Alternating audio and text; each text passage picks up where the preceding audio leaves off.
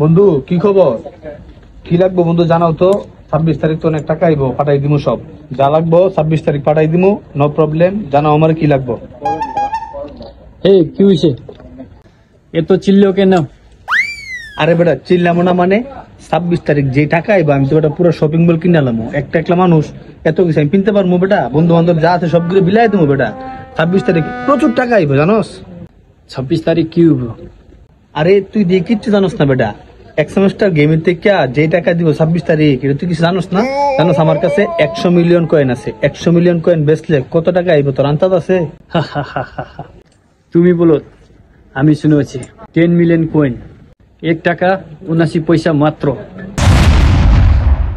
Cos কি? 10 million coin মাত্র 1 টাকা 79 পয়সা?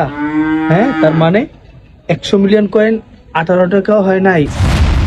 আমার বাড়ি, আমার গাড়ি, আমি এত কাপড় কেমনি কিনুম?